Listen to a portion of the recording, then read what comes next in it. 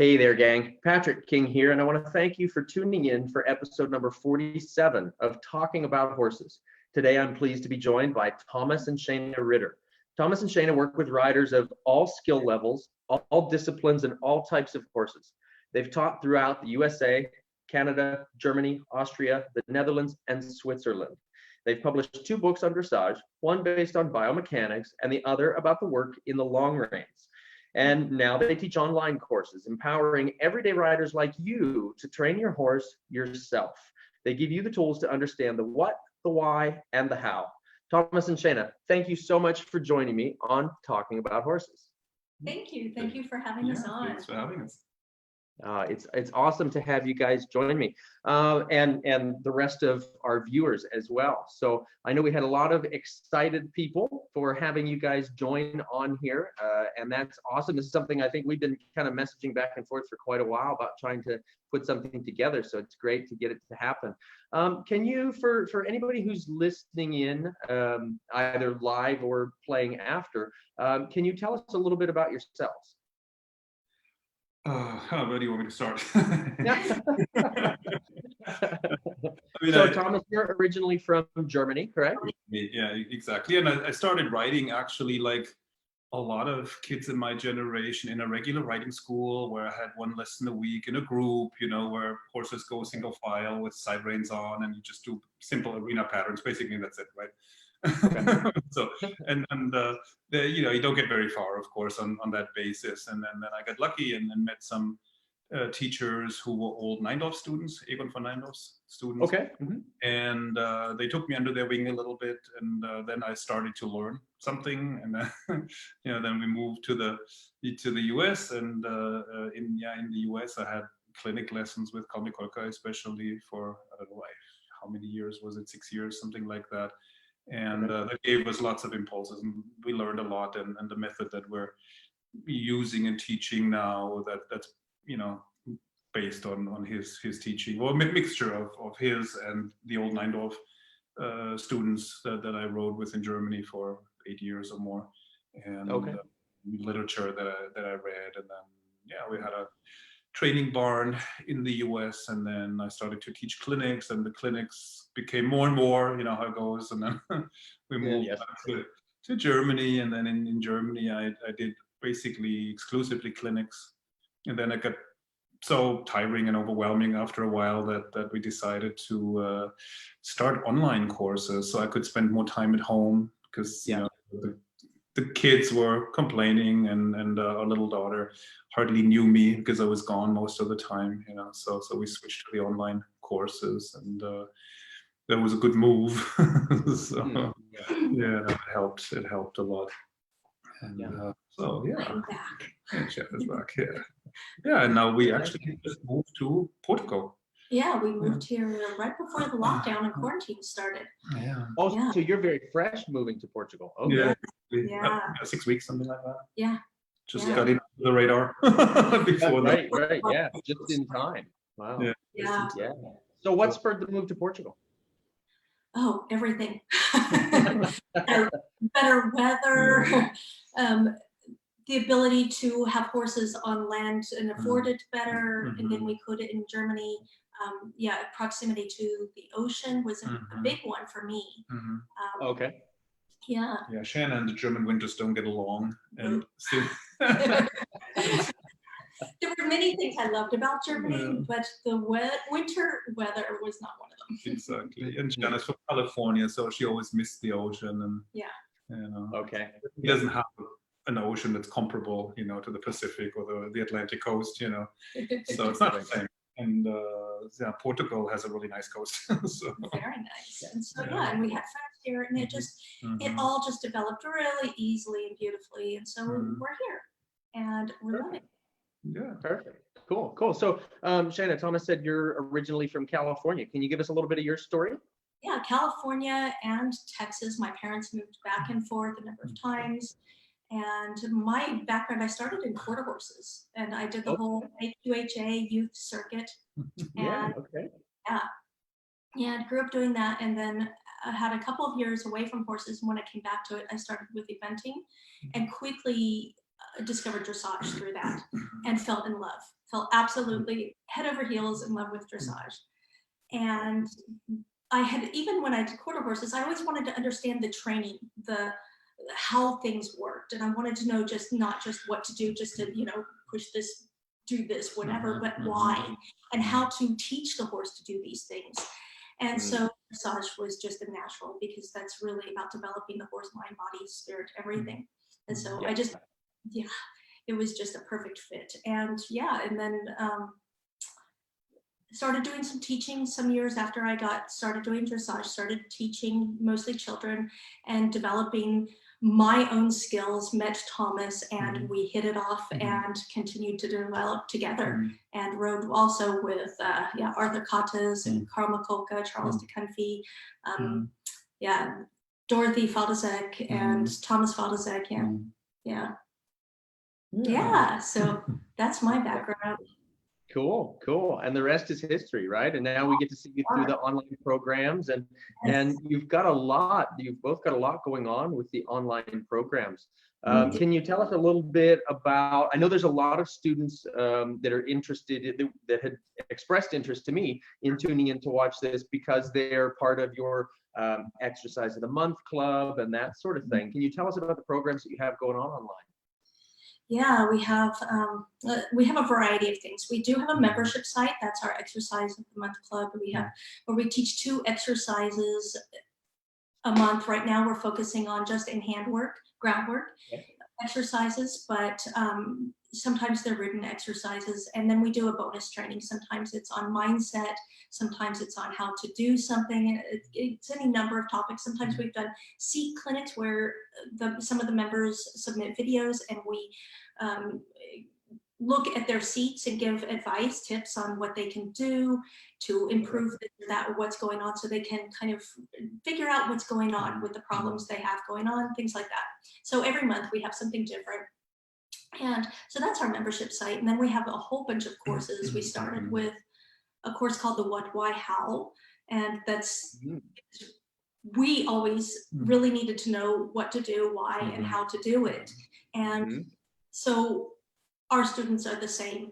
Our students, the people that come to us, are the same way. They need this in order to understand how to do what they need to do. They can't just be told to, go this, do that. They really want to know, what behind it, why, and how it all works together, not just this in isolation, but how it all works together. So that's what that course is really about. And then we have spin-off courses that developed as requests from our members came. They would say, hey, we really want to learn more about straightness, so we did a straightness course. We really want to learn more about connection and throughness, so we did a contact and connection course. And we have a canter course, and we have a flying changes course, and we're working on some others. We're working on a top line course, to develop the horse's top line right now. Fantastic. Yeah. So it's something that just keeps growing into a comprehensive system where all of these, they can be enjoyed individually, but they all fit together as well. Okay. Great. That's awesome. And so you talked about the kind of the what, how, why sort of idea. And I know you said that Shana, was what really interested you in dressage and how you wanted to know more about that. And, it just kind of brings to mind to me how that's so much more about aids than cues, right? When we're talking about riding. And that's really, I think, what's at the heart of dressage. I have riders ask all the time, what's the difference between an aid and a cue? And it seems to me that a cue is the blue button gets this response, right? But that's not the how, why, when, where, all of that stuff. And that's really what the aids are about, huh? Yeah, and there's no communication in a cue. A cue is a command. There's no dialogue between horse and rider. Whereas aids, it's really, the German word for aid is Hilfen, right? For aids. And it means to help. They're helps. These are things you're doing to help the horse, and it's a two-way deal. You can't help the horse if you're not taking feedback from the horse too. So it's really about the dialogue. Exactly. Yeah, you want to be able to shape the movement. You may give an aid to initiate the movement, so to speak, right? But then you also use the same, areas of your body, the leg, the seat, the thigh, the knee, the hands, and so on, to receive feedback, as the horse is responding or not responding. And then you can shape the horses. You give feedback to the feedback. So it becomes a feedback loop, so to speak, right? You ask the horse a question, he gives you an answer, then you come back with saying, yes, perfect, that's what I wanted, or that's sort of what I wanted, but not totally. Let me rephrase it, or change a little bit of this, change a little bit of that. So you can shape and mold the movement and the horse's balance through that dialogue between you, your aides, and the horse. So it's ongoing, so to speak. You listen, you give input, the horse gives you feedback, you listen to the feedback, you give input again, rather than pushing a button and then sitting back and waiting for something complex to happen, right? Right. And that reminds me of something I've heard Charles de Kunfi say. You mentioned him. That's I'm probably going to botch it, but he says something about, you're not just riding the horse, you're shaping his energies. Right. Yes, that's absolutely it. It's a good way of describing it. Absolutely. It has a lot to do with energy flow that you're directing and shaping. It's like water, that you channel in certain directions, or electricity, and so on. Or like a sculptor or a potter that shapes the clay, and uses the forces of their body to help shape the clay, and movement. You need the movement, especially when you're working on the wheel. You need that movement, and that together helps you shape. And that's what we do with the horse. We use the movement of the horse and our body, our energy, to help shape the horse. And hopefully not block, right, or impede, or right, to learn how to get out of the horse's way more and more. Get out of the way. Exactly. So that's kind of bringing to mind also, and I love how these conversations always seem to flow. There was a blog post that I saw recently from you guys about the rider's aids as being something like boundaries, right? So do you want to talk a little bit about that? Yeah, so I mean, the aids have all kinds of functions in a way, but and one of them is to channel the energy so it doesn't flow all over the place. It's a little bit like digging a canal for irrigation, right? You don't want the water to just flow anywhere completely indiscriminately, but you want it to go to certain places, right? So you dig a little trench here, dig a little trench there, and the water stays in that trench, right? And so I sometimes compare the horse and with a boat, and the aids form this canal where the water flows, and the ship. And then if you picture the ship getting off course, rotating a little, then it will bump into the wall, right? And the wall will reflect it back into the middle of the canal. So if the shoulder drifts to the right, you can be there with your right knee and rein, and give it a little nudge and move the shoulder back over. Exactly. Or if the haunches go left, you can catch them with your left leg and send them back, into the middle. And if your seat is correct and balanced, and you have all the body parts in the right places, the horse almost self-correct, because they will bump into the boundary, right? And then you just send that impulse back, so you don't have to do a lot yourself. You're there, you're watching, in a sense, you're observing the horse, you're providing that channel. As long as the horse stays in the channel, all contact is light, basically, right? There's no pressure anywhere in that sense. And when the horse, for example, if the horse leans on, with the shoulder to the right, he will lean on your right rein, so that contact gets bigger. And then, hopefully the horse will find that little unpleasant as well. And then you can give this little impulse back, and the horse goes back to the middle, the contact is light again. And same thing when the horse bumps into your leg, you can return the impulse, and then the contact with your leg is light again, right? And the horse stays right in the middle. So that would be the goal, so to speak, that we're always so balanced and so surrounding the horse with our aids, that the horse knows that there are, there's sort of a left boundary, a right boundary, etc. And then they have to stay in the middle between that. And the more balanced they get, the straighter they become, the more they stay there by themselves, and the less you have to bring them back into the middle. When they're green, or you have a retraining horse that's badly ridden, then you have to adjust more, of course, because they fall out of balance, they get crooked, every couple of steps, and then you have to bring them back in the middle, and then see if the horse will continue on his own there, and then eventually he stays there longer. So. Right. And I think that's a really important point for riders to think about is it's the boundary on either side and presumably also front to back, right? So it's the boundaries everywhere, but there's the harmony and the lightness within those boundaries, that we're not clamping, we're not squeezing, we're not, more leg, the whole way through. Stasis. You want a homeostasis where everything is operating in balance within these boundaries. It's like the boundaries of a balloon or a bubble, and it has its own little cosmos going on in there. Yeah. I mean, the old masters used to say that you should feel the warmth of the horse's leg through horse's rib cage through the leg of your boot, or you should feel the hairs on the horse's side with your leg. So that's how light it should be, right? The contact, and it's really just you have enough contact to feel what's going on, but no pressure, right? And if the horse is in self-carriage, the rein contact will be light as well, right?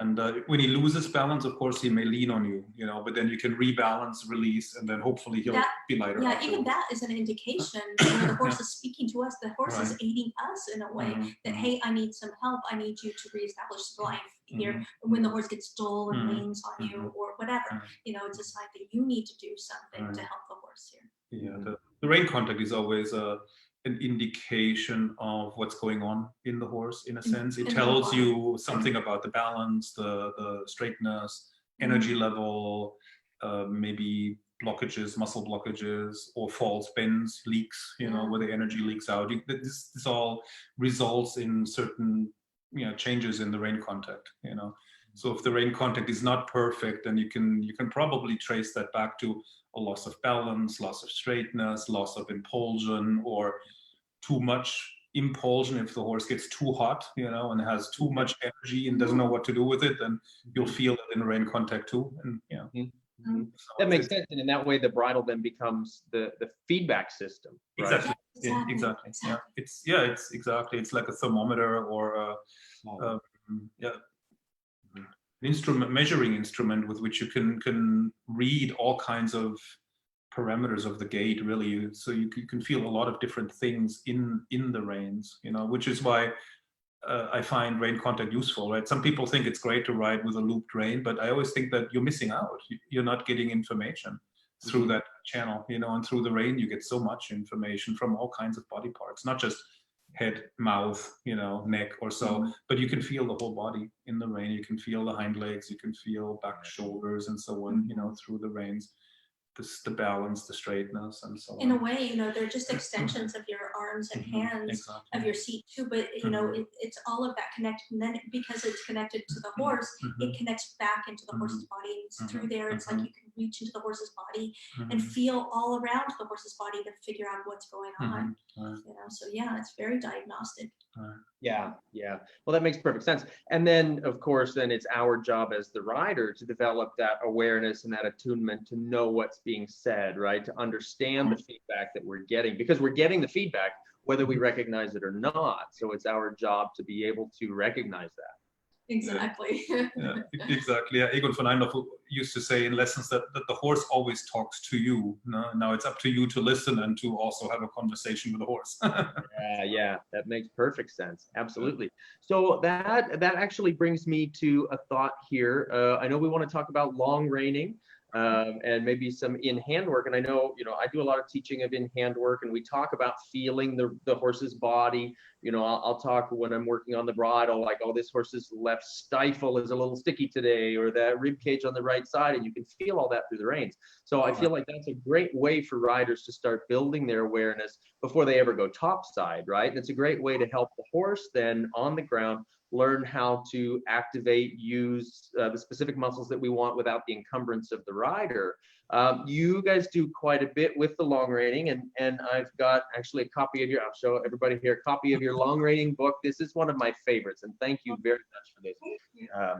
I tell riders all the time, it's one of the most comprehensive resources for long reining that I've found. So fantastic work there. And Shana, you were talking about even building the top line through the long reining. So can we talk a little bit about long reining and, building the sensitivities, building the horse athletically, that sort of stuff? Yeah, well, it's kind of two related but separate things. The top line is the musculature of the horse. And right now we're working on preparing a course on how to improve the horse's top line through groundwork, including long reining, but also the work in hand, the lunging, and the double lunging. So it's and flexions, you know, and other body work too. You know, like some Masterson inspired and Feldenkrais inspired work with the horse to really help the horse to free themselves up so they can develop their top line. Right. Yeah, I mean, long reining you can use for a number of different things, really. I mean, you can use it to show a horse in all the movements, all the upper level movements, which is great fun. You see the Spanish riding school solo at the long rein; they do everything. They do one tempo changes and piaffe and passage, and it's really amazing to watch. It's fun to do. But you can also do it with the lower level horses. In the past, I found it was very, very helpful in as a diagnostic tool. Like when I felt like I'm stuck in the saddle, I don't know where the problem is coming from. Then you go behind the horse, you know, long rein, and then you see how the hind legs are moving, how the back is moving, how the shoulders and the neck are moving, how the parts are connected or not connected, how the horse you see so much. How the energy flows or doesn't flow, how the forces in the horse travel or not, you know. So, and then that often helps to get a better, more complete picture, you know. Then you get a visual impression that may explain some of the things you're feeling, or you may fill in some holes of stuff you're not feeling. Then, you know, when you're in the saddle, you know, stuff that's going on and you can't feel it, but then you can see it. That's something I found really useful. I also found that it helps with the timing of the aids, right? Because then you see when the legs touch down. When you're riding, you know, some people can't feel if the leg is up or down yet. At the long rein or in hand, you see it, so you can develop a feel, because you get a little impulse in the rein when the hind leg touches down, right? So it's like a little pulse essentially. So it's a light little, you know, but it's an impulse that you can feel. And when you feel that in hand or at the long rein, then you can try and remember that when you're riding, and you probably are able to feel it then as well. And you can practice your rein aids and all kinds of different things without having to worry about the seat, right? The seat, the legs, sitting the trot and that sort of thing, right? Right. So that helps, and so you can develop or you can improve your feel and the coordination of the aids, the timing of the aids, and then when you get back in the saddle, you ride better. You know, you can take that with you. So that to me was a really useful thing. You can use long reining to rehab horses that were injured. I've done that in the past too. When you're a little worried about stressing the legs with your body weight, right? Then it's sometimes easier on the horse's tendons on and the joints, legs and on the back. You know, if their back exactly. is too weak to really carry a rider, Right. you know, or to carry, you know, like he weighs a little bit more than me, you know, so you know he might resort to long reining, whereas I might still ride the horse, you know, you know, because he, you know. The weight on the horse's back is significant too. Yeah. Or if a tall rider has to work with a smaller horse, you know, then sometimes it's better to spend more time working in hand, long reining, lunging than riding, you know, just to protect the horse a little bit.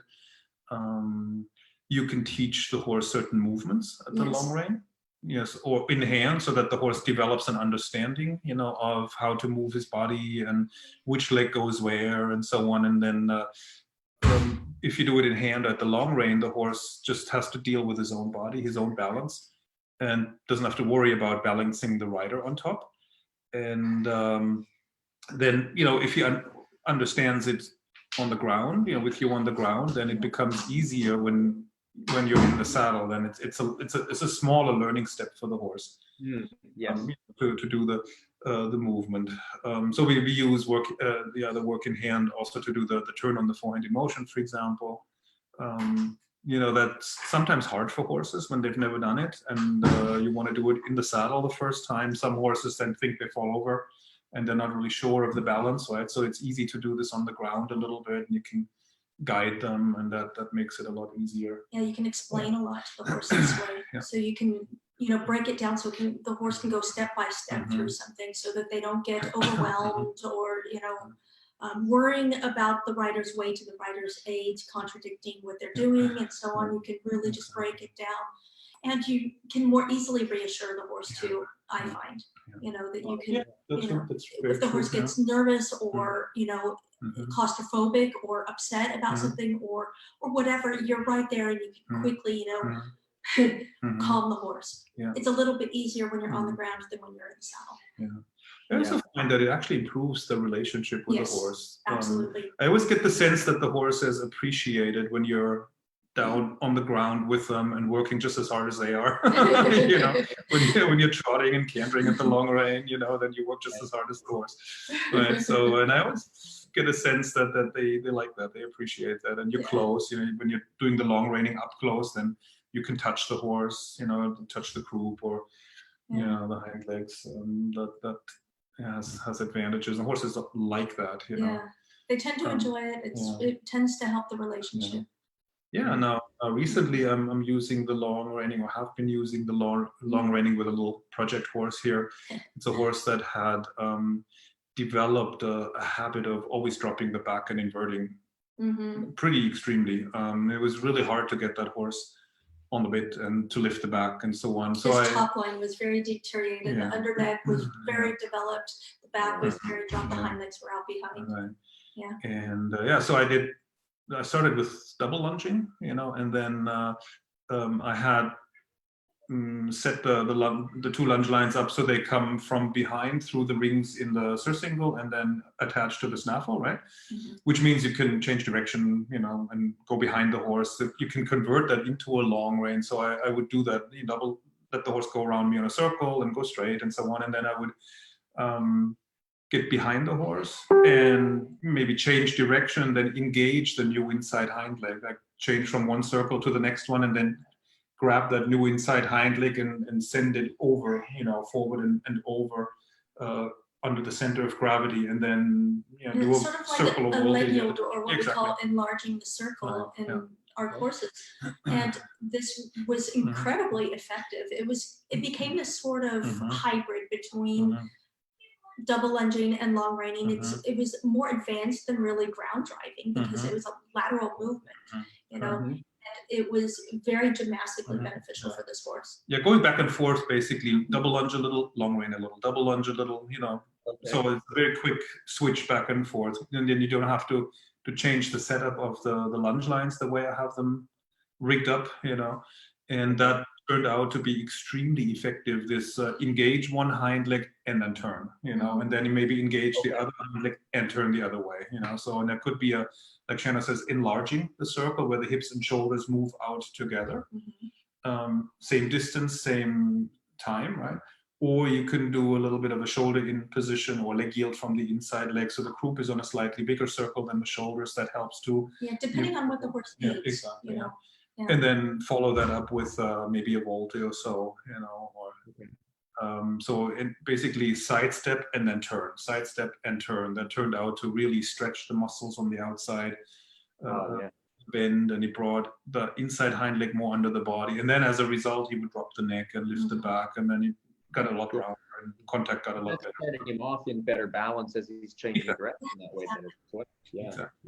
That's fantastic. Now, do you find a lot working within that kind of hybrid long reining, long lining idea, or long reining, double lunging?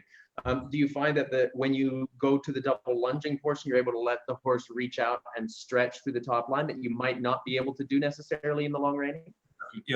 Yeah, traditionally long reining is really a collecting type of work, right?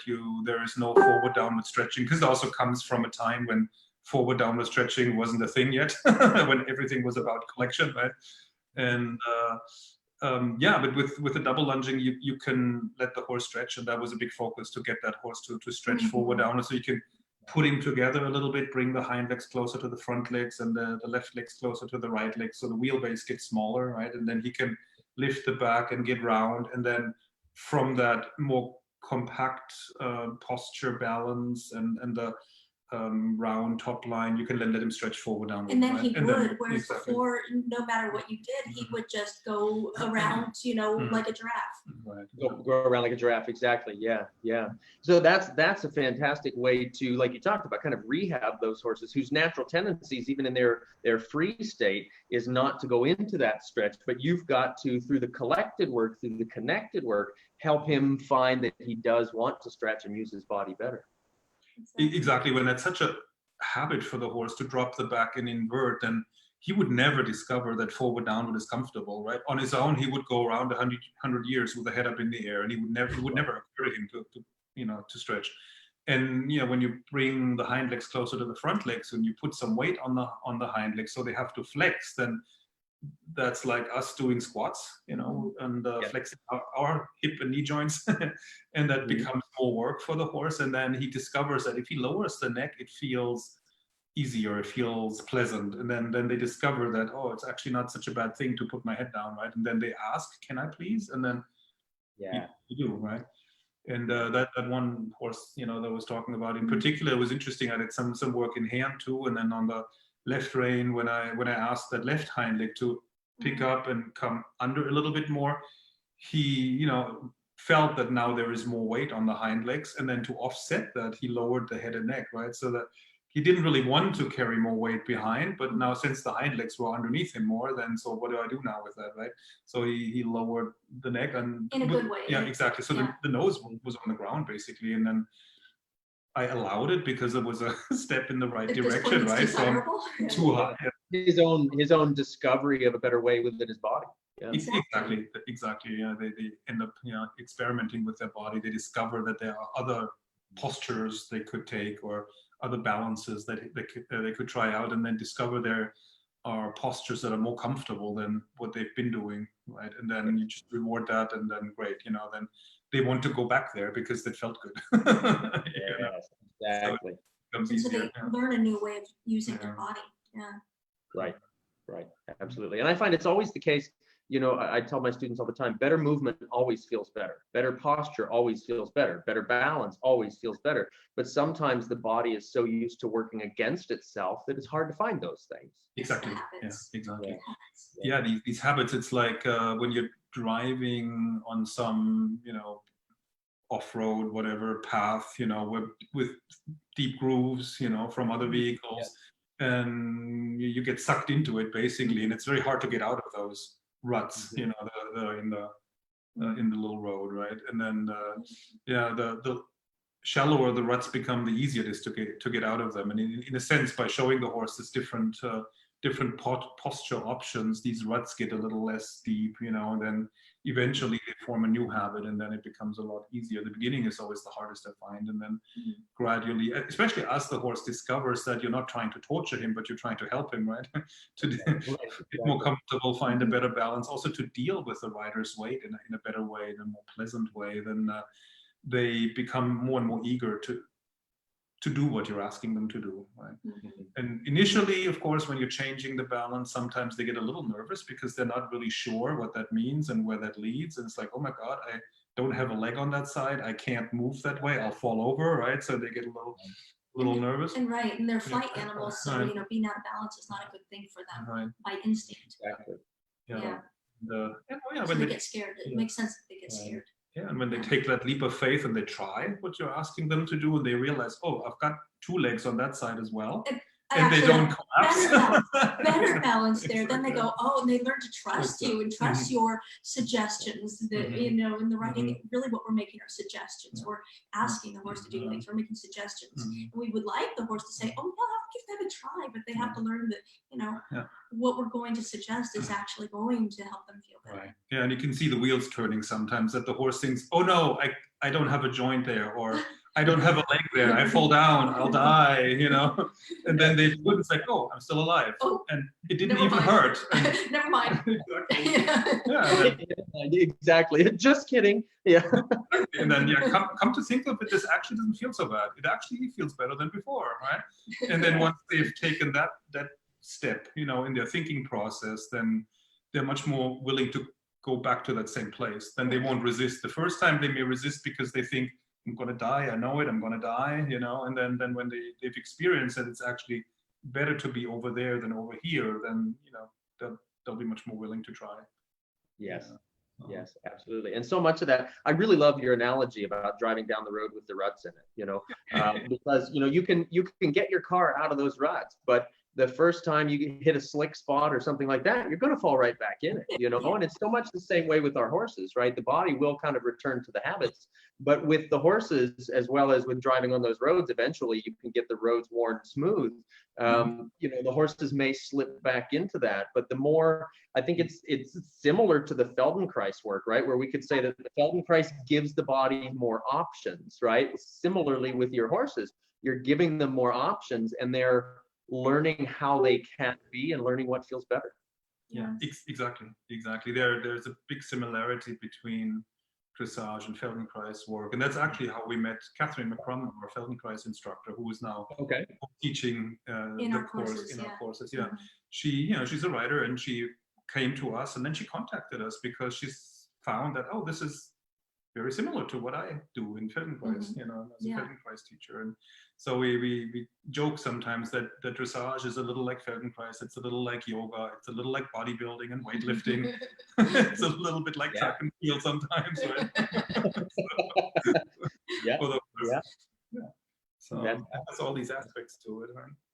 Yeah, absolutely. So tell us a little bit more about the Feldenkrais work. And I want to get back to working on building the top line with our horses, especially the therapeutic side of things, that sort of stuff. But you know, since we kind of touched into it, let's talk about the Feldenkrais for riders. You guys have been utilizing the Feldenkrais teachings in a lot of your online courses lately. And I know when we chatted a little bit yesterday, you said there's some things that have even changed from your perspective or from your point of doing things because of Feldenkrais. And there's a lot now of the students that I work with are aware of the Feldenkrais work. I have a couple clinic hosts that are Feldenkrais practitioners, which is fantastic at clinics. On the lunch break, we all get a Feldenkrais class, you know, the body awareness classes, that sort of thing. So tell us a little bit, first tell us from your perspective, what is Feldenkrais work and why does it fit so well for dressage? Good question. What is it? I mean, it's really a way of, or method of becoming aware of what you're actually doing, right? Where your bones are in space, and exploring all the options, all the movement options and posture options that you have. And through that awareness, you can, just the awareness begins to change what you're doing. Right. Just becoming aware without trying to actively change it. Just bringing greater awareness, you start to change what you're doing, because the body essentially wants to be in balance. It wants homeostasis. And the more you can bring your awareness to where you're out of symmetry, perhaps we should say, the body starts to re-assimilate and straighten things out. And so it's incredibly subtle and profound. It's amazing how much looser you are, how much more balanced and straighter you are after a Feldenkrais lesson, you know. Every time. Yeah, it's really amazing. It's I always had issues with tightness in my back and my hamstrings and stuff, especially on the right side, and I used to stretch. But that didn't really help, at least not in the long run, at least, you know. Yeah. And with the Feldenkrais lessons, I feel like the muscles let go. They're a lot more relaxed without stretching. It's like you do nothing almost, right? Or very, very little, small, subtle little things, but you feel a lot better afterwards. It's mind-blowing. It's like helping the body to get out of its way. You know, remove where you're blocking, where you're bracing, sort of like what we're trying to do with the horses. You know, you remove where you're blocking and bracing so that your body isn't working hard to support those things. When that work is eliminated, the body can do what it needs to do. Yeah, and I think, you know, if Feldenkrais is used intensively or more widely in for riders, it potentially shaves off many years of the learning process, learning to sit. I think people could learn to sit better much faster instead of torturing themselves with lunge lessons without stirrups, and you know, bouncing for years and struggling with around. Because it's a hard journey for a lot of riders, and if you know, we can find any way to help riders to expedite that process and remove some of the torture, you know, for horse and rider. Then it's good. Then it's good for both horse and rider. And of course, we try to apply also the concepts we're learning through Feldenkrais and apply them towards working with the horses. So it's really, it's a very dynamic process. It's really interesting. Yeah, it's fascinating. Yeah, one of the things that I really like about the Feldenkrais work and applying it to how we work in hand or under saddle with the horses is that idea of slightly flying under the radar with the nervous system, right? You know, where you've got, like you're talking about stretching, you know, and that being a problem. When there's a spot of tension, don't go all the way to tension, right? Take it just under and kind of let the brain and the body sort of sit with that, and then the tension begins to release itself. And I feel like that's super beneficial with our horses as well, not to try to ram and cram, you know, through a movement or through a position, the riders or the horses, right? Kind of take them to that edge, fly just under the radar, and let the, you know, the parasympathetic state of the nervous system come through and work out some of those challenges. Yes. Yeah, it takes the less is more principle to a whole different level. You know, it's really amazing. Yeah, it's yeah, and in the lessons that, you know, Catherine McCrum does in our courses, she often says that, you know, if you feel discomfort, then don't move at all. Just imagine you're moving, and even that's amazing. It's like, you know. Absolutely. Yeah. Well, because what is it? You can't think of thought without the body making a change, right? Yeah. Super fantastic. And so then let's take that. Let's flow back with that into building the top line, into talking about this work with our horses. I know, Shana, you said that you were working on a bit of a project with the top line building. Is that correct? Putting together a new course on called the Top Line Makeover. It's how to use groundwork to help improve the horse's top line, because that's what a lot of people are going to be struggling with. Yeah, especially as a lot of people are bringing their horses back into work after being on quarantine. You know, a lot of places, there are many people that have been able to work their horses throughout this, and they're very lucky, but not everybody has been so fortunate. Yeah, in Europe, a lot of people weren't able to see their horses, or if they could go to the barn, they were not allowed to ride. You know, I think in France and Spain. They absolute complete lockdown. Yeah, and they were saying that even if you have the horse on your property, you shouldn't ride, because shouldn't. It was illegal, you're not allowed to, prohibited to ride. Because if you fall down and you need to go to the hospital, you're taking a bed away from the patient, right? So that was that rationale. So a lot of people either can't do anything with their horse because they can't go to the barn, or they're just allowed to do groundwork of some sort, right? Or they're, you know, self-limiting because of that, because they don't want to have to go to the hospital if something happens, or because if they had to go to the hospital. One woman that I talked to today said that she is allowed to ride, but she's not, because her husband would not be able to take care of their animals if something happened to her. So and maybe this is, you know, overkill, but maybe not. So you know, there's a lot of people that have not been able to ride, and their horses are losing their top line. I've gotten pictures today of a horse whose top line was like, you know, after just a couple of weeks off. Wow. Yeah. It's amazing how fast they can lose ground that way. Some of them, and you can rebuild it quickly if you're doing the right work. So we're putting together a short program to help riders do that, and a guided process using the work in hand, and the lunging, and the double lunging, and the long reining, and like I said, also some body work. You know, some Masterson, Jim Masterson inspired work, some Feldenkrais inspired work. You know, to influence the horse on the ground. So this is fun. I'm really looking forward to it. It's a brand new thing. It's kind of something that will be shaped as we go.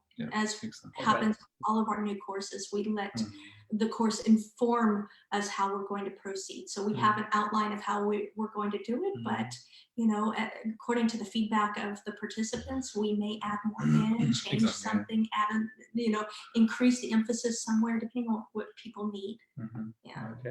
Okay, perfect. And where can people find out more about this if they're interested in that course? Yeah, well, the course is not open yet. We're just putting it together, but we actually have put together, because a lot of people are interested in starting the work at the long rein. And so we've put together a quick start guide, a free guide on how to get started with the work at the long rein, what to do, how to get the horse started. Basically, the way we do it is with the Portuguese work in hand. That's how we usually start the horse. And so this outlines how to do that. We included some exercises and solutions to common problems. These are excerpts from the long rein book. So perfect. Good. Yeah. So. Yeah, so it's not the whole book. Obviously, we can't give that away, but these are excerpts from the book, and it's available for download on our website. That's artisticdressage.com. Awesome. Fantastic. Well, I want to be respectful of your time. And we're just about at an hour here, just a little over. The time goes super fast. My goodness. Do you mind? We have a couple questions that came in from listeners ahead of time. Do you mind if we touch on those? Yeah, sure. Let's do it. Great. So we've got a question from Helen, and Helen says, I'm currently rehabbing from some muscle and saddle damage, my pony in hand working long and low, and I'm encouraging the forward stretch from the base of the withers. When I start riding again, how do I influence him between the long and low and a working frame without pulling? I get a bit confused with what I should be doing with my own body and hands, and I don't want to go back to my old habits. My pony's also a bit backward thinking and on the forehand. Right. Okay, great question. That is a good question. Yeah, I actually did a newsletter article on that subject. It's about shortening the reins, because when you ride, people always tell you shorten the reins, right? The teachers. And in a sense that, when you let the horse stretch forward and downward, you have a long rein, so then you have to pick up the reins somehow. And that shorten the reins has to be translated into some action steps, right? And I always think of it in terms of use your leg to get the hind leg to step under the body first. So you pick up the reins from back to front, right? The leg comes first, bring the hind leg under the body, sit on the hind leg to flex it a little bit, then pick up the slack, because as the hind leg comes under and flexes, the posture will start to change, and or the horse will be willing to then lift the head and neck up a little bit and become a little rounder, and then you can shorten the rein. And then you go through that cycle. Once is not enough. Once leg, seat, rein, release, that's won't be enough, but you do that 3, 4, 5, 6 times until you have the frame that you like. And I usually would recommend doing this on a circle, maybe with a slight shoulder 4 position, where you use your inside leg to ask the inside hind leg to cross very slightly, right? Because then the horse is less likely to brace the rib cage and the neck musculature. Because if you're riding a straight line and then you pick up the reins, a lot of horses will just brace, right? And then they go against you. The back, Exactly. Yeah. And you can avoid that largely when you go on a circle and you engage or enlarge a little Just bit. slightly. All of this is subtle. The driving the hind leg underneath. It's not like a drive that makes the horse dart off and slip away from you. It's just enough to invite the hind leg under. And the sitting on the hind leg is just enough to basically receive the energy of the hind leg into the seat. So you accept it and receive it in the seat, and then you gather up the difference with the rein contact, so that we're not starting with the reins just pulling the horse up and in. This has no benefit at all. Right. Exactly. So you're sending his hind leg forward to the bridle, and the rein is Exactly. Yeah, exactly. Our old teachers used to say the leg brings the horse to the seat brings the horse to the hand, and then you can receive the energy, recycle the energy, bend, half hold, whatever you need to do, right, with the rein. But it always starts with the leg, getting the hind leg to step under you, so you feel like now I can sit on that hind leg. And everything develops from there, essentially. Yeah, perfect. And I love that suggestion of the shoulder 4 on a bit of a circle, because you're encouraging better balance anyway by getting that hind leg to slightly step more toward the center of mass. Exactly, so that the inside hind leg steps slightly in front of the outside one. And it could be really minimal, so it's almost invisible, but you feel it, right? And so if you think of moving the horse's croup 1 hoof width, out, just minimal, right? And that creates a better bend, and it creates a bit of a weight shift onto the outside hind, so that frees up the inside hind to step forward and under the body, and brings the inside hip of the horse forward, which then starts the bend, essentially, right? And when the inside hip of the horse can come forward, then it's easy for the rest of the spine to bend, along the curve of your circle line. Whereas if the inside hip is back because the inside hind leg is trailing, still in the barn, then you will get the barn, a good bend, right? So. Yeah, that's perfect. And it sounds like the work that Helen has done from the ground would have already been preparing this horse with those ideas. That's a really good idea. Very smart. Perfect. Good. That's fantastic. Do that on the saddle. Great, great. Let's see. So Lori posed a question. I'm very curious about something that Thomas mentioned in the most recent Exercise of the Month live. He said, "Oh, this is exciting." She was talking to me about this and cooking some ideas in my head, but I hadn't seen this one yet, so I'm not sure. He said he's writing an article about something that he called the continuum, and is he ready to elaborate on that? Yeah, it's done actually. I just haven't released it yet. Yeah, exactly. Yeah. Oh, cool. It's coming. Yeah, it's I like to think of movements as points on a continuum, because you know, a lot of people think of movements in a very fixed and rigid ways. Like the FEI rulebook says, the shoulder in looks like this, haunches in looks like this, right? But if you're training a horse and you're riding the first shoulder in ever with that horse, it's not going to look like the description in the FEI rulebook, right? So you have to start where you are and then chart a course for the horse, the little learning steps to get from where you are to, you know, the final product, like the FEI would like to see it, for example, right? So I use as an example, you're moving the croup away from the wall. And that could eventually become a haunches in, or it could become a counter shoulder in, or whatever. But you have to start somewhere, right? You have to make priorities. Like what's the most important thing at the moment to get from here to there, right? And so I would start maybe by asking the horse to move the croup away from the wall and then back to the wall, right? To create mobility in the hips, and that changes the lateral balance a little and this and that. And at that stage, you know, I wouldn't expect the horse to bend perfectly, you know. And maybe he won't even stay on the bit in that transition into the new movement, because he's now losing balance for a moment. It's like, oh my God, I'm going to fall down, right? And then the head goes up, and then he realizes, oh no, I'm not falling. And then head goes down, it's okay, I'm safe, right? And then he learns gradually to do this smoothly, and then he doesn't have to invert, and the head can stay where it belongs, and so on. And then, so initially it's more of a leg yield in a way, right? And as you know, as the horse gets more skilled at that movement, croup in and back out, then you can catch the hind leg that is now on the inside track, but in terms of the bend, it'll be the outside one, because the horse will be looking to the outside. Initially, it's easier for the horse to sidestep and look against the direction of travel. You know, that's easier than bending in the direction of travel. So that leg yield will gradually develop into a counter shoulder. And as you catch the outside hind instead of letting it escape, and the leg yield, maybe the outside hind leg drifts a little bit, you know, but you can't get everything at once, right? You have to have a little priority list, so to speak, in your mind. And then you, over time, catch that outside hind leg, direct it under the body. So now the horse is starting to actually bend properly. So your leg yield turns into a counter shoulder in. And now if you take that hind leg, that's the outside one in the counter shoulder in, and send it more forward under the body so that that hip starts to come forward, you can change the bend, and the counter shoulder in becomes a haunches in, right? And so you can develop something from a crude beginning to a sophisticated end product, right? But it's like a continuum. And then of course, in real life, mistakes happen, right? So now your counter shoulder in looks more like a leg yield again because you lost the outside hind, right? Or you try to ride haunches in and the horse loses balance and changes the bend and looks to the outside of the arena. Oh, and now it's more like a counter shoulder in or leg yield. The Not horse like comes a up haunches out of the bit, yeah, exactly. or you know, any number of mistakes can happen along exactly. the way. Yeah, so you're moving on that continuum a little bit back and forth, you know, and then ultimately, you know, you'll be where you want to be, but you have to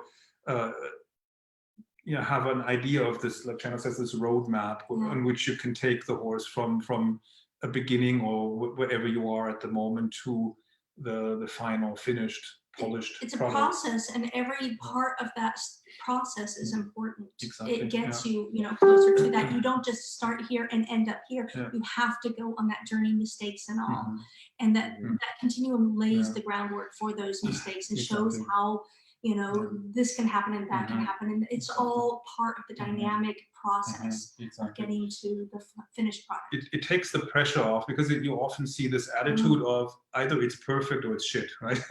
So to speak, right? Right. Exactly. Yeah. Right? Yeah. And that's horrible. I mean, it sets you up for failure and frustration, and the horse too. Anxiety for the riders, yeah. you know. No wonder they're afraid to do anything, and then when they do, they do it with so much tension in their body because it's going to be perfect, and they might ruin their horse if it's not. And this is ridiculous. You're not going to ruin your horse by trying. Exactly. And when you're thinking. Yeah, I mean, thinking of the continuum, and then a mistake happens, then you don't get panicky. It's like, oh my God, this is horrible. But it's like, okay, I just moved a little back to that end of the spectrum, and now I want to go a little bit more towards that end of the spectrum. So it's like, no big deal. And you play within fix it, the put it back together. Yeah, you play within it and travel back and forth within it so that you gradually bring the horse closer to the ideal. Yeah, exactly. Yeah. It's a working relationship with the movements. Yeah, exactly. And we have even an exercise where you go back and forth between leg yield and haunches in, right? So you increase the angle to 45 degrees, bend the horse slightly to the outside just to,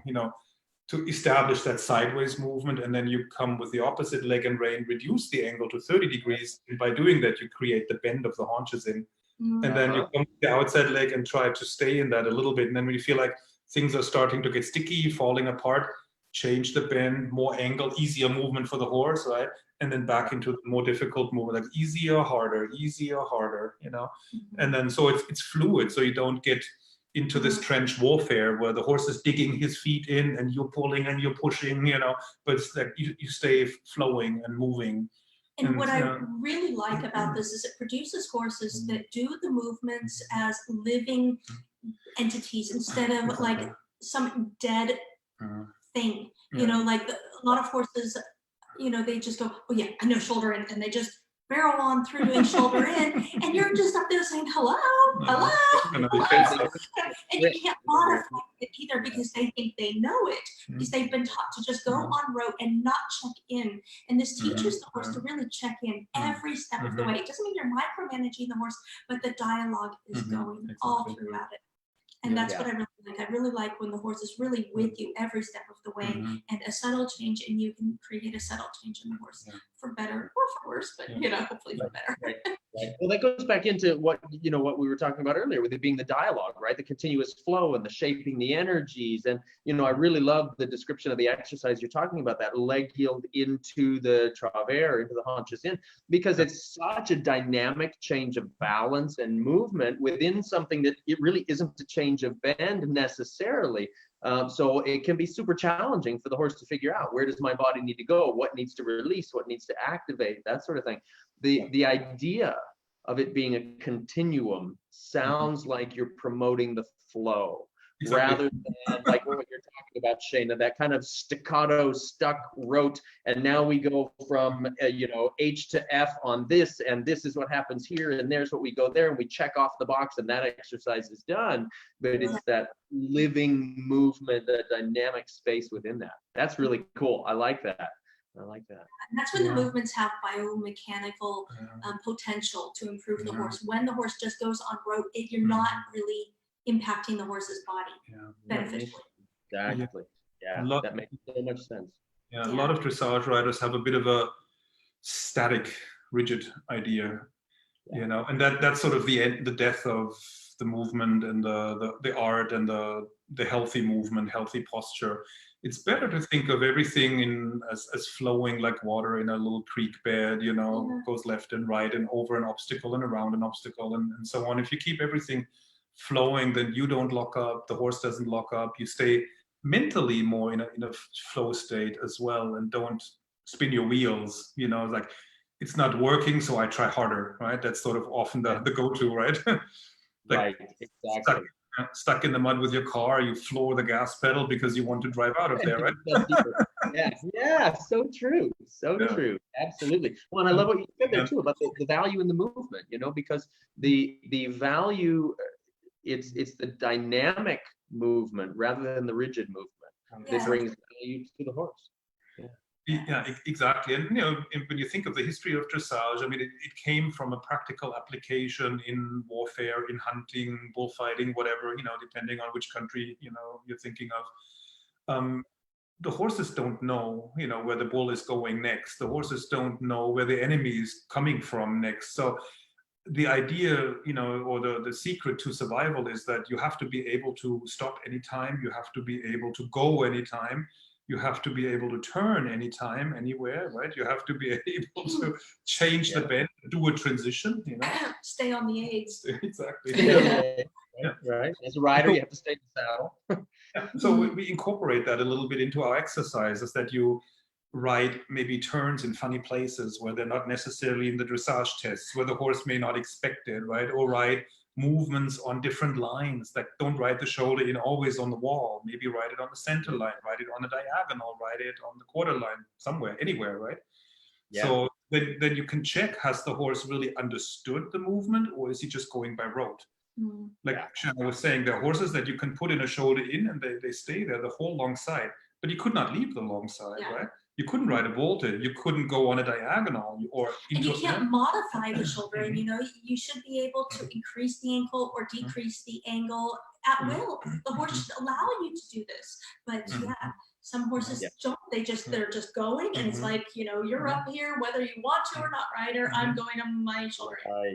Yeah, and that's the horse that's on autopilot rather than with the aids. Exactly. Yeah. So that's very important to us, that the horses are always attentive, always listening, and always thinking. We always want the horse to think with us, you know, and so that you can modify things anytime. That you should be able to stop anytime, anywhere, right? Whatever you're doing, you should be able to stop and then move in a different direction. Yes. Like if you ride a shoulder in down the long side, stop, full pass away from the wall, right? And then something else, maybe continue your shoulder in on that inside track. That's a great test of whether the horse was listening to your outside aids in the shoulder in, or whether he was just running along the wall, right? And away from the inside leg. Sure. Yeah. Oh, I love it. That's fantastic. Well, I can't wait for that. You said the article is finished, just not yet released, correct? Exactly. It'll come out soon. So, you know, anybody that wants to get that article, you can subscribe to our newsletter on our website, artisticdressage.com. You can subscribe to the newsletter. While you're at it, you can grab the free ebook that we put together on Quick Start Guide on Starting the Horse at the Long Rein. Yeah. That's awesome. That's awesome. When you sign up for that, you'll be on our newsletter. So, Perfect. Good. Fantastic. So let's see. I feel like we could talk forever. This is really great. This is so well. So, but I feel like, again, I want to be respectful of your time, and I won't lie, I've got a bunch of horses to ride today too. So I'm fortunate to be able to do that here in this downtime.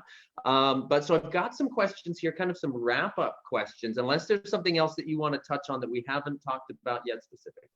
No, I think that's fine. Okay, awesome. Okay. So what would you give as one actionable tip or thought for riders that they could either ponder on or work on today? Wow, that's a good question. Only one? Well, we could certainly do a few. You have any idea? Don't look at me.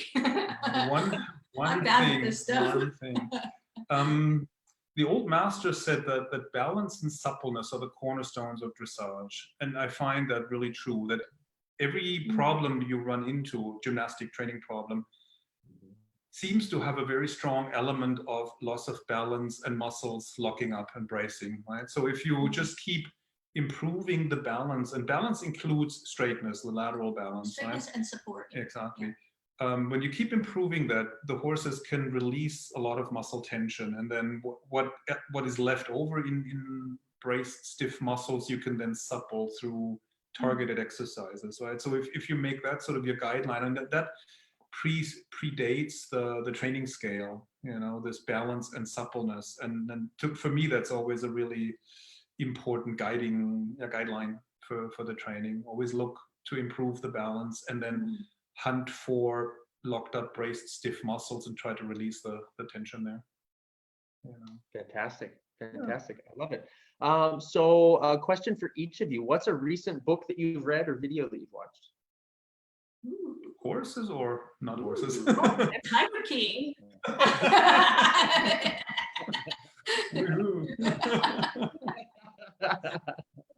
Ooh. Yeah, I'm reading. Where is it right now?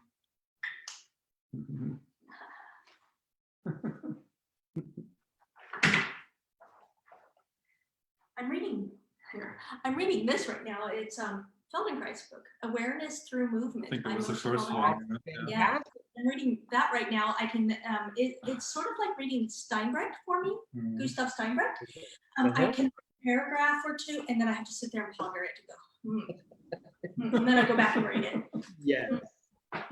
So I've been reading it for a little while now, you know, a couple paragraphs at a time, so it's going slow. It's interesting, very interesting. Fantastic. Good. Yeah. And you? But for me, the last book was probably Miguel Tavora's book. Don't remember the title right now. A Spanish trainer, but really, really good book. Very interesting thoughts in there. And Dom Diogo de Braganza on French and Portuguese dressage. Very, very thoughtful book. Very, very good information. I can recommend that highly. In English, it's available in English, and yeah, it's from a Portuguese author. So yeah. Fantastic. Cool. That sounds really great. Let's see. What is something that the horse has given to you?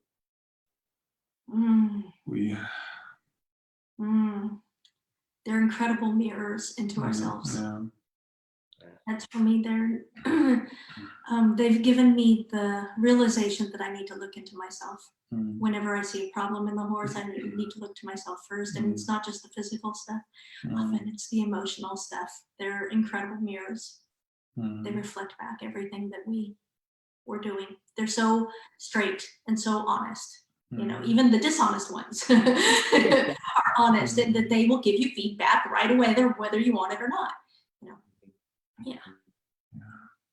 That's similar for me. I mean, the horses have always confronted me with my own weaknesses, character flaws, dark sides in a way. And yeah, and if you want to get better, you have to address those somehow. You have to accept that, well, this is how I am, this is who I am, and now I need to work on this to get better. Yeah. And lately it's more and more the, I don't know, I guess the awareness, it's hard to put into words. More the I don't know, emotional, psychological, spiritual development level communication with the horse, trying to tune in and trying to understand where they are emotionally, intellectually, mentally, you know, what frame of mind, and then trying also becoming aware of where you are at the moment and trying to, I don't know, put yourself in a place where you can meet the horse and give the horse what he needs, also emotionally, psychologically, mentally, and so on, right? So that it's balanced and calibrated on that level too, you know, beyond that sport and, you know, athletic development, and so these mental aspects, they're interesting, challenging, you know. So, and yeah, without the horses, I wouldn't have had to do that. so to speak, wouldn't have become aware of it, you know. For sure. Fantastic. Well, that definitely is a great lead into the next question here. This is a constant journey of discovery and improvement. What areas of your horsemanship or self-development are you currently working on or wanting to improve? Good question. That's a good question. What area of your horsemanship are you working on? Yeah, right now I'm really interested. I'm applying a lot of the masters and stuff and working on body work with the horse on the ground, but also energy, playing with energy with the horse. It's something that I've been working on and off through the years, but I didn't ride for a few years and I'm back to riding again. So I get to I'm back in the saddle, back on the ground with the horse, working with that. And I really like working with energy on different levels with the horse. That's really, my current field of exploration. Yeah, for me, it's exploring some of the Feldenkrais concepts with the horses, seeing how you can apply the to training horses. And these mental, psychological aspects to, I don't know, in a sense, achieve more with less, you know, would probably be sort of the ultimate goal, you know. If you can tune in more to what the horse is thinking and feeling, then maybe you can make better choices of what am I going to do today? How am I going to respond to this? You know, which exercise am I going to select? Am I going to ride? Am I not going to ride? Am I going to do something else with the horse? You know, these things, instead of just power through it, you know. So yeah. Perfect. Good, good. So this one I think is sometimes my favorite question. If you had a giant billboard advertisement for the whole world to see, what would be the message you'd put on it? You can learn this. I love that. Yeah, it's true for writing, definitely. It's learnable, it's figure outable. Mm-hmm.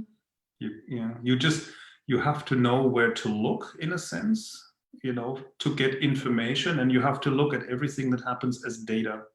Mm-hmm. Even if something goes horribly wrong, it's data. Then you think about, why did it go wrong? Where did that come from? When you see a mistake, think of it as a symptom, and then think of it, in terms of where does that come from? Like you see a flower somewhere, the flower has roots, right? So find the roots, and it's the same. Rather than trying to fiddle with some surface level symptoms, try to get to the bottom of it. Where does it come from? What causes it? And then, when you think in these causal terms, then you make a lot more progress, a lot faster progress. Everything means something, but it doesn't necessarily mean what you think it means. So you have to investigate it further. Yeah. Awesome. Fantastic. I love it. So I know we've mentioned a couple times, but one final time here, how can folks find you? How can they find out more information? Our website, artisticdressage.com. And you can sign up for our newsletter. You can sign up for we have several freebies on there, but our newest one is the How to Start the Horse at the Long Rein guide. And also you can find us on Facebook, the Ritter Dressage on Facebook. Yeah. Exactly. Yeah. And we also have a free group called the Artistic Dressage Community. You're welcome to join us in there. Yeah. Sometimes we talk about training issues. Sometimes we talk about life issues. We share jokes and stuff. It's a fun community and really nice, safe place. It's really important for us that we create a really safe place where nobody gets attacked. Yeah. Wow. Yeah. Fantastic. Fantastic. That's great. Well, Thomas and Shana, this has been so much fun. Thank you so much. I'm really glad we got the opportunity to do this. Yeah. Thank you. It was Thank you for enjoyable having for us us too. on, Yeah. and I hope we get to do it again. We'll have to start doing our own interviews and have you on. Yeah, I know. Oh boy. Oh boy. There we go. That always makes me anxious being in the hot seat. I like being on the controlling side of things. I know, me too. No, that would be great fun. That would be great fun. Yeah, and I look forward to putting this together again also. So that'll be great. Cool. All right. If I could have you guys hang on just a minute, I'll do our closing here and then we'll chat a little after. Yep. So gang, I want to thank you so much for tuning in for episode number 47 of Talking About Horses. I really appreciate you giving Thomas, Shana, and I your ear for this time. Please remember that if you've missed any of it, you can access the full broadcast through Facebook, YouTube, iTunes eventually, or by streaming directly from my website by accessing the Talking About Horses page from the education drop-down menu. And through whatever platform you're listening, please be sure to give us a rating, a comment, a review, and maybe a share with your friends. Thanks so much, gang, and tune in next time. Bye.